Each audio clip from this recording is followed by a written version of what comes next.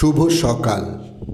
আজ 29শে অগ্রহায়ণ 1431, ইংরাজির 15ই ডিসেম্বর 2024। ইউনেস্কোর আবহমান অধরা বা অস্পর্শনীয় সাংস্কৃতিক ঐতিহ্যের শিরোপা লাভ করে কলকাতার দুর্গাপূজা। সময়টা 2021। 15ই ডিসেম্বর 37 জন্মগ্রহণ করেন রোমান সাম্রাজ্যের জুলিও ক্লডিয়ান রাজতন্ত্রের সর্বশ্রেষ্ঠ রোমান সম্রাট নিরো। নিজের শাসনকালে নিরো কূটনীতিবিদ্যার পারদর্শিতা দেখান।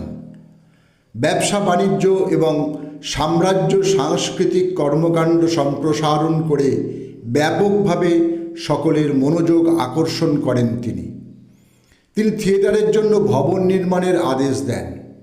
নিজেও রাজা অয়েদিপাউস নাটকে নাম ভূমিকায় অভিনয় করেন। অ্যাথলেটিক ক্রীড়ার প্রধান পৃষ্ঠপোষকতার ভূমিকায় অবতীর্ণ হয়েছিলেন তিনি। সতীশচন্দ্র সামন্ত ছিলেন ভারতীয় স্বাধীনতা সংগ্রামী। আজ তাঁর জন্মদিন। সময়টা 1900। তাঁর নেতৃত্বের দক্ষতার পরিচয় পাওয়া যায় ভারত ছাড়ো আন্দোলনের সময় তমলুকে স্থাপিত তাম্রলিপ্ত জাতীয় সরকার নামে এক সমান্তরাল সরকার গঠনের মধ্যে দিয়ে। 15ই ডিসেম্বর 1906 পাবনা জেলার রাধানগর গ্রামের এক নিম্ন মধ্যবিত্ত পরিবারে জন্মগ্রহণ করেন বন্দে আলী মিয়া।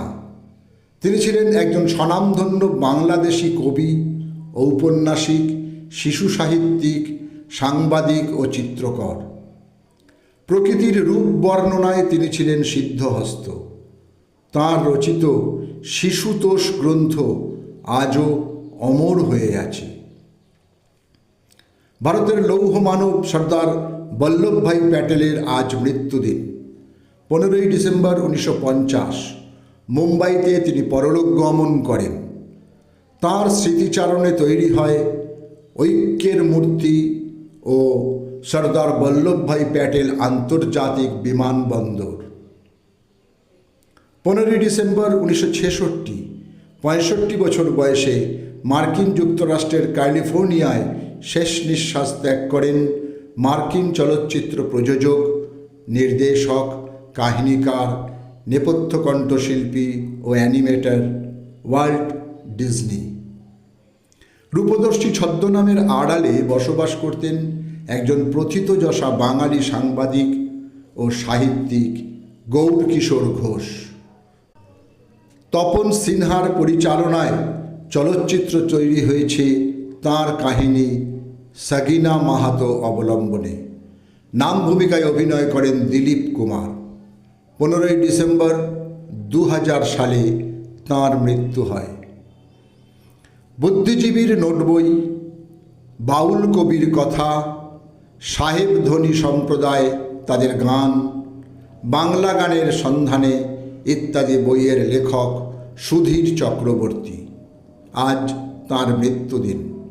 15ই ডিসেম্বর 2020 86 বছর বয়সে তিনি অমৃতলোকে যাত্রা করেন। সকলকেই আমার আনত প্রণাম।